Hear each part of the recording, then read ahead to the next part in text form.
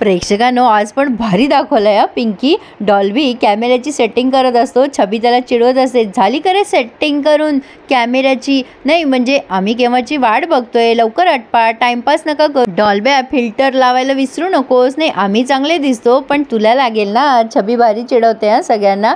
आता ती चित्र येते, बळजबरी तिला आणलंय सत्याने. ती म्हणत असते माझ्या पायाला मुंग्या आल्या तो. आता छबी म्हणते मुंग्यांची पावडर देऊ का मग? पिंकी म्हणत असते धनी कशाला तुम्ही हे सगळं करताय? युवराज म्हणतो शांत बसा, आम्हाला करायचंय ना, करायचं म्हणलं की करायचं. ते पिंकीच्या माफीचा वगैरे व्हिडिओ काढतायत प्रेक्षकांनो. डॉल्बी म्हणत असतो आईसाहेब नाही आल्या. तेव्हा छबी म्हणते तुझ्या आईसाहेब कसल्या येत आहेत, आपण आपलं चालू करू चला.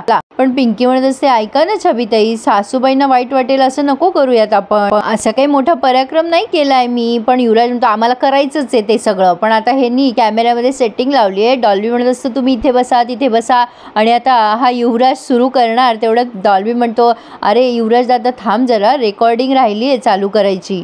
पिंकी म्हणते डॉल्बी भाऊजी मी बघू का, सेटिंग व्यवस्थित करू का ते? डॉल्बी म्हणतो तुम्ही का, तुमच्या हातनं झालं म्हणजे बेस्टच आहे. मग पिंकी तो कॅमेरा व्यवस्थित सेट करते. डॉल्बी म्हणत असतो चित्रावहिनीवर चांगला फोकस करा बरं का, त्या बघा कशा चेहरा लपवतायत. पिंकी मग सुरुवात करते रेकॉर्डिंगला आणि म्हणते धनी करा आता सुरू. आता प्रेक्षकांनो मी काय तुम्हाला ह्या माफीनामा एवढा डिटेल सांगत नाही. युवराजने माफी मागितली आहे की म्हणजे सरपंचबाईंचे आभार आहे की त्या कारभारीण म्हणून आमच्या आयुष्यात आलाय आणि जे काय आतापर्यंत झालंय तेच सगळं युवराजने रिपीट केलंय. आम्ही खूप दुर्दैवी आहे, कपाळ करंट आहे, त्यांनी आमच्यासाठी एवढं केलं पण आमचा बाप या सगळ्यामध्ये होता, त्यांनीच मेडिकल घोटाळा केला आणि माझ्या कारभारणीवर आरोप टाकला. माझ्या बापाने कारभारणीचा माझा जीव घ्यायचा प्रयत्न केला पण सुदैवाने ते वाचल्या. त्यांच्यावर होणारा अन्याय आम्ही थांबवू नाही शकलो, त्यामुळे आम्ही समजे तुमची जाहीर माफी मागतो. माई सुद्धा म्हणतात की युवराज छबे आम्ही सगळ्यांनी मिळून पिंकीची माफी मागतोय ना, याचा आम्हाला आनंद होतोय, आम्ही खूप खुश आहोत आणि तुम्हा सगळ्यांचं आम्ही कौतुक पण करतो. आता माईनी टाळ्या वाजवलाय सगळ्यांसाठी की सगळ्यांनी मोठं मन दाखवून पिंकीची माफी मागितली आहे जाहीरपणे.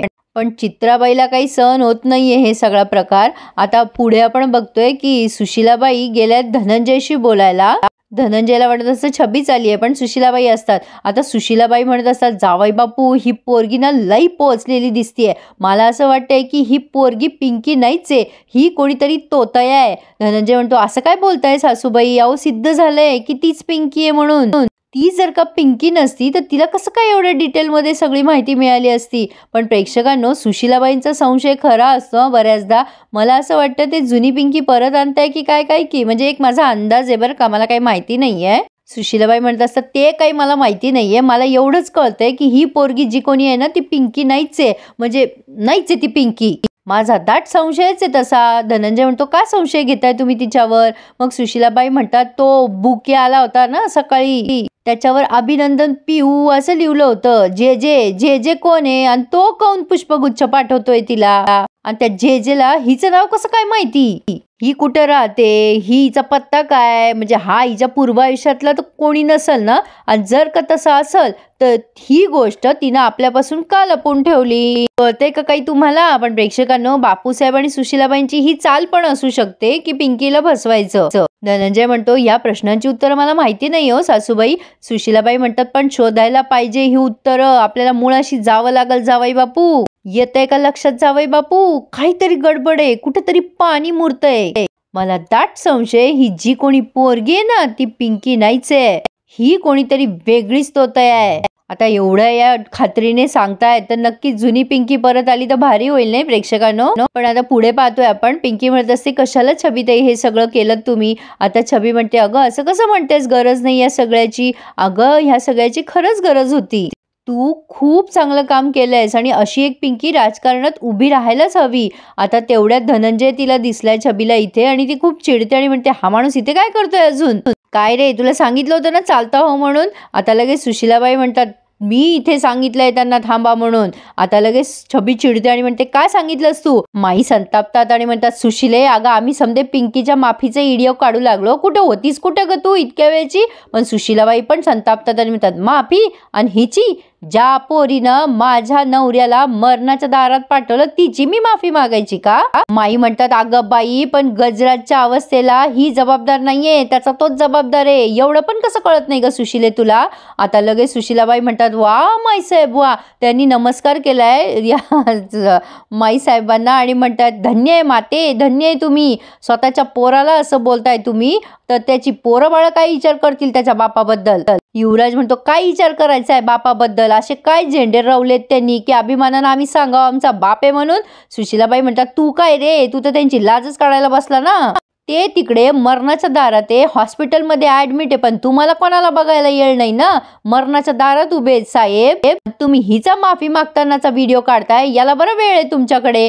छबी म्हणते आहे ना वेळ आहे. नाही तुझ्यासारखी डोळ्याला झापडं लावून नाही राहू शकत आई आम्ही. एकदा ना ती झापडं काढ आणि मग समजेल तुला कोण बरोबर आहे आणि कोण चुकीचं आहे ते. सुशिलाबाई म्हणतात झापडं तर तुमच्या डोळ्यावर लावली आहे या पोरीनं, तीच तुम्ही काढा.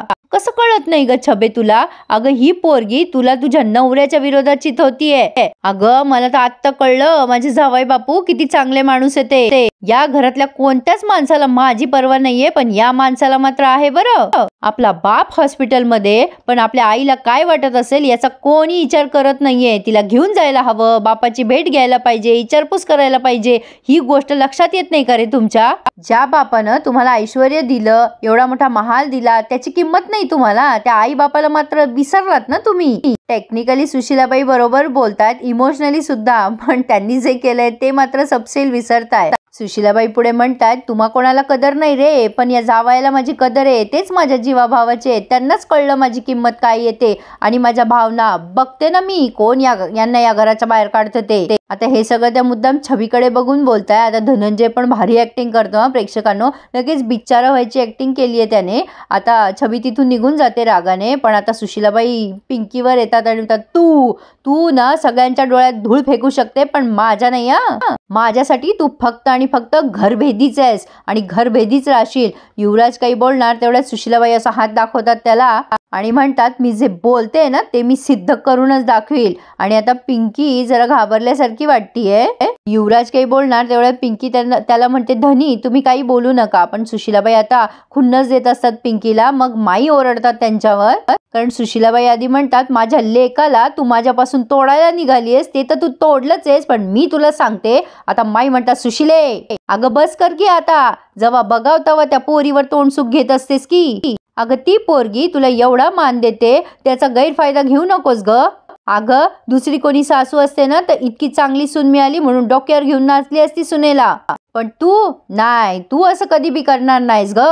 पण तुला आजपासून एक गोष्ट सांगून ठेवते, या घरात यानंतर पिंकीचा अपमान झाला तर तो आम्ही खपवून घेणार नाही सुशिले, कळलं का तुला? आता चित्रा तर खरं उगाच मध्ये ओरडत असते प्रेक्षकांनो, मग सत्या तिच्यावर ओरडतो आणि म्हणतो चित्रा बस कर आता, माईंचा मान राखायचा शिका सगळ्यांनी. सत्या पुढे म्हणतो माई जे बोलतात ना त्या नेहमी बरोबरच असतं आणि मला तर वाटतं खूप चर्चा झाली आहे या विषयावर, आता आणखीन नको. आणि प्लीज आता तरी त्या पिंकीला आणि युवराजला सुखानं जगू दे सगळ्यांनी. अहो सगळ्यांनीच. सुशिलाबाईकडे बघून बोलतोय तो आणि चित्राला ओढत घेऊन जातोय. आता सगळेच जण पांगलेत प्रेक्षकांनो, पण आता माई मात्र सुशिलाबाईकडे रागाने बघायला लागतात. मग सुशिलाबाई गपचूप तिथून निघून जातात. मग माई पिंकी जवळ येतात आणि म्हणतात पिंके काही काळजी करू नकोस, तू जाऊन आराम कर, थकली असशील ना तू, चंद्री आहे कामाला, आता तू तवं टेन्शन घेऊ नकोस. आणि आता माईसाहेब पण निघून गेल्यात, आराम कर म्हणून सांगतात पिंकीला. पण आता धनंजय म्हणतो ताईसाहेब मला तुमच्याशी जरा बोलायचंय. पिंकी म्हणते बोला ना. मग धनंजय त्याच्या नाटकाचा एकपात्री प्रयोग सुरू करतोय की ताईसाहेब मला माफ करा, खरं तर मी लायकीचा नाहीये, पण मला तुमची माफी मागू द्या, नाही तर मी स्वतःलाच तोंड नाही दाखवू शकणार. तुम्ही काय काय केलंय या घरासाठी, या लोकांसाठी, छबीसाठी, मी तुम्हाला ओळखूच शकलो नाही हो ताईसाहेब, खरंच मला माफ करा, एक संधी द्या मला, खरंच माफ करा. पिंकी म्हणते हे सगळं कशासाठी केलं पिये दाजी? अहो घरातल्या माणसाला घेऊनच इतकं टोकाचं वैर कशासाठी केलंय तुम्ही? पैसा, सत्ता, राजकारण हेच कमवलं ना? बरं ठीक आहे, हे सगळं कमवलं तुम्ही, पण रिकाम्या हातानेच तर जायचंय ना माणसाला. खाली हात आएंगे खाली हात जाएंगे. पियेदाजी माणसांना महत्व द्या, त्यांना जपा. पण धनंजय लगेच डोळ्यात अश्रू आणतो आणि म्हणतो भरकटलो होतो ताईसाहेब, बापूसाहेब जे बोलतील ना तेच करत गेलो, चांगल्या वाईटाचा विचारच केला नाही मी. पण या सगळ्याची शिक्षा माझ्या छबीला भोगावी लागली, आमचं बाळ गेलो ताईसाहेब. आणि ज्या माणसासाठी मी एवढं केलं, ज्याची साथ दिली, मी जेलमध्ये जाताना त्या माणसाने माझी बाजू पण घेतली नाही हो. एका क्षणात मला कळलं की तो माणूस किती खालच्या पातळीचा आहे. मी वकील आहे म्हणून निसटलो या सगळ्या गोष्टीतून, पण प्लीज मी तुम्हाला खरं खरं सांगतोय की मी त्यांची साथ सोडली आहे. आता मी फक्त आणि फक्त तुमच्यासाठीच काम करणार ताईसाहेब. माझ्यावर विश्वास ठेवा. मला एक संधी द्या. मला चांगली कामं करायची आहे. माझी पापा मला पुसून टाकायची आहे. मला खरंच एक संधी द्या ताईसाहेब. पिंकी विचार करते थोडासा आणि म्हणते, एक संधी पाहिजे दाजी तुम्हाला. तुम्ही हे सगळं बोलताय खरं, पण माझा विश्वास नाही बसत हो तुमच्यावर. धनंजय म्हणतो, ताईसाहेब अहो असं करू नका. मी बापूसाहेबांची साथ सोडली हो. खरंच मी हात जोडून माफी मागतो तुमची. मी हवं तर तुमच्या पाया पडतो. पिंकी म्हणते, पिये दाजी असं करू नका. कोणाला असं पायाशी ठेवणं माझ्या स्वभावातच नाहीये. एक संधी म्हणताय का? बरं दिली तुम्हाला संधी. मौका तो हम दुश्मन को भी देते हैं. चला मिळाली तुम्हाला संधी. फक्त छबिताईमुळेच. मी निर्दोष आहे हे छबिताईंमुळेच शक्य झालंय. त्यांनीच मदत केली मला. पण पियेदाजी तुम्ही काहीही करा, पण तुम्ही जर छबिताईंच्या बाबतीत काही येडवाकडं केलं ना, तर आज ही पिंकी तीच आहे जी नाठाळ्याच्या डोक्यात दांडुका हाणते. पण आता धनंजय म्हणतो, मी वचन देतो तुम्हाला, मी काहीही असं करणार नाही. पुन्हा मी छबी बरोबर आणि या घरच्या लोकांबद्दल असं नाही हो वागणार. आता पिंकी म्हणते, बरं चला तर मग चांगल्या कामाला सुरुवात करा. कर भला तो हो भला.